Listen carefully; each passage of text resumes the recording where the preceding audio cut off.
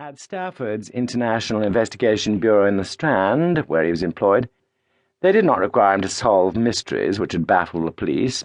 He had never measured a footprint in his life, and what he did not know about bloodstains would have filled a library. The sort of job they gave Henry was to stand outside a restaurant in the rain and note what time someone inside left it. In short, it is not Pifield Rice Investigator No. 1, The Adventure of the Maharaja's Ruby, that I submit to your notice, but the unsensational doings of a quite commonplace young man, variously known to his comrades at the Bureau as Fathead, that blighter what's-his-name, and here, you. Henry lived in a boarding house in Guildford Street.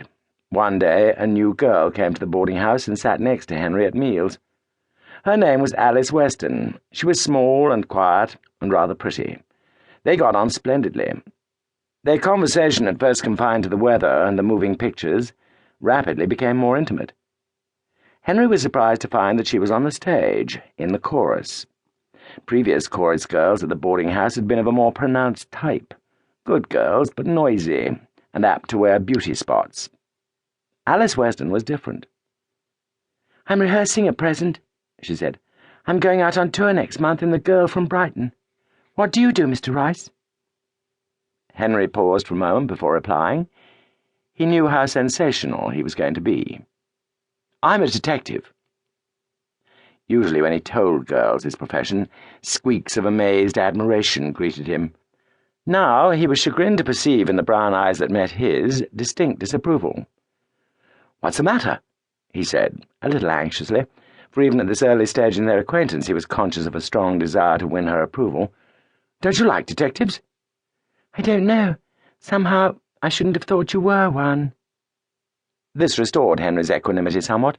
Naturally, a detective does not want to look like a detective and give the whole thing away right at the start. "I think you won't be offended. Go on."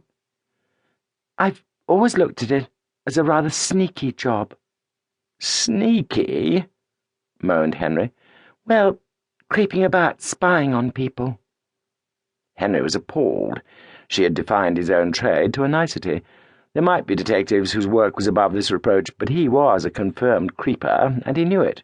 It wasn't his fault. The boss told him to creep, and he crept. If he declined to creep, he would be sacked, instanter. It was hard, and yet he felt the sting of her words, and in his bosom the first seeds of dissatisfaction with his occupation took root.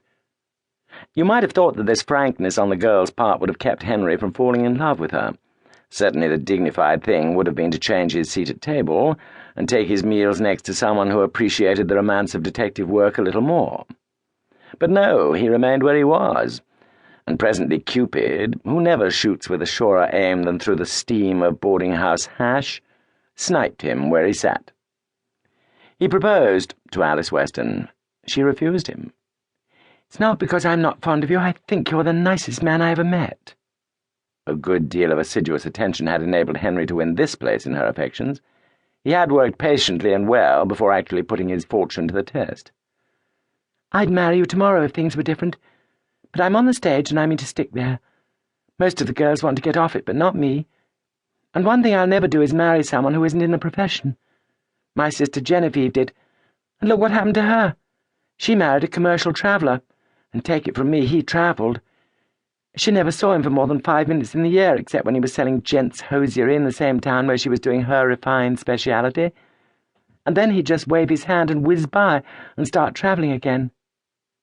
My husband has got to be close by, where I can see him.